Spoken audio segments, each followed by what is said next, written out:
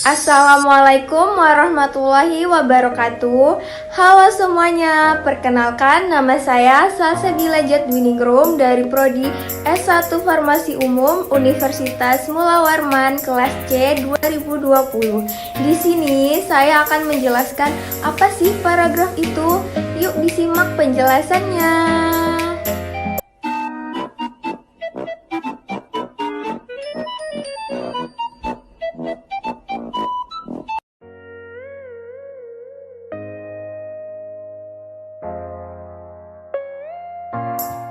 Paragraf dalam bahasa Indonesia.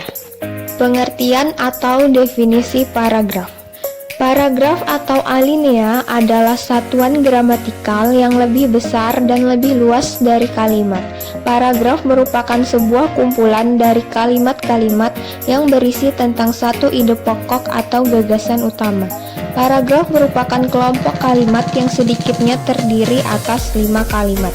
Menurut KBBI, pengertian dari paragraf adalah bagian bab dalam suatu karangan, biasanya mengandung satu ide pokok dan penulisannya dimulai dengan garis baru atau disebut alinea. Ciri-ciri paragraf. Ciri-ciri paragraf secara umum yaitu 1. Menjorok ke dalam atau letaknya berada agak ke dalam 5 ketukan spasi untuk jenis karangan yang biasa. Kedua, paragraf menggunakan pikiran utama yang dinyatakan dalam kalimat topik. Ketiga, kalimat topik dan selebihnya adalah kalimat pengembang sebagai fungsi penjelas, menguraikan ataupun menerangkan pikiran utama yang terdapat dalam kalimat topik. Keempat, paragraf menggunakan pikiran penjelas yang dinyatakan dalam kalimat penjelas. Ciri-ciri paragraf. Pada paragraf yang efektif mempunyai ciri-ciri yaitu 1. Mengandung satu gagasan utama yang dijelaskan dengan beberapa pikiran penjelas. 2. Pikiran penjelas yang betul-betul mendukung gagasan utama. 3. Gagasan utama dan penjelas yang dikemas dalam kalimat yang lugas dan efektif. 4. Kalimat yang satu berkait serasi dengan kalimat yang lain dalam sebuah paragraf. Gagasan utama dan kalimat topik. Yang pertama, gagasan utama. Gagasan utama merupakan pengendali dari bangunan paragraf. Gagasan utama adalah pokok pemikiran utama dari suatu paragraf. Yang kedua, kalimat topik. Kalimat topik merupakan kalimat yang mengungkapkan gagasan pokok atau utama mengenai topik yang akan dikembangkan dalam paragraf. Kalimat topik biasanya diletakkan pada awal paragraf, tapi biasanya juga di akhir paragraf. Fungsi kalimat topik sangat penting, yaitu memberitahukan kepada pembaca mengenai apa yang diperbincangkan di dalam paragraf. Bagi penulis, kalimat topik berfungsi sebagai pengendali atau pengontrol terhadap permasalahan yang akan dibicarakan pada paragraf. Unsur kalimat penjelas. Dikatakan kalimat penjelas karena tugas dari kalimat itu memang menjelaskan dan menjabarkan lebih lanjut gagasan utama yang terdapat dalam paragraf tersebut. Kalimat penjelas dibedakan menjadi dua, yaitu kalimat penjelas mayor dan kalimat penjelas minor. 1. Kalimat penjelas mayor. Kalimat penjelas mayor atau kalimat pengembang langsung adalah kalimat penjelas utama yang bertugas menjelaskan secara langsung gagasan utama dan kalimat topik yang terdapat di dalam paragraf itu.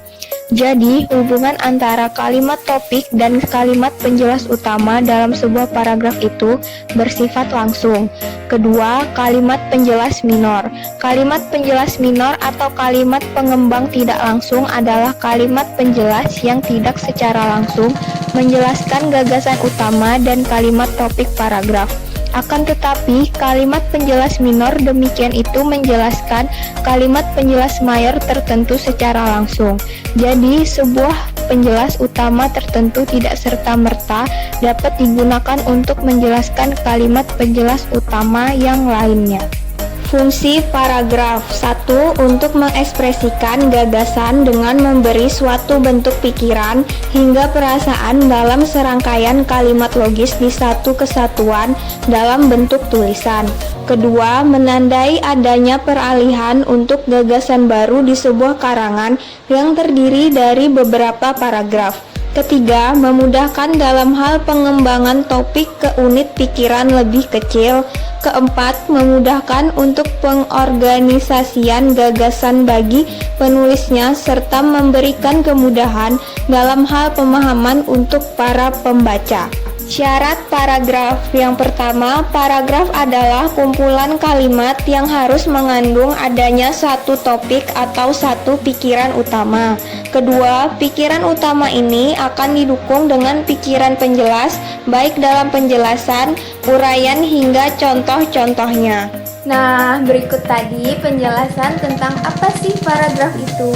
Semoga ilmunya bermanfaat untuk kalian semua ya. Sekian penjelasan dari saya, kurang lebihnya mohon dimaafkan. Wassalamualaikum warahmatullahi wabarakatuh. Dadah semuanya, sampai berjumpa lagi.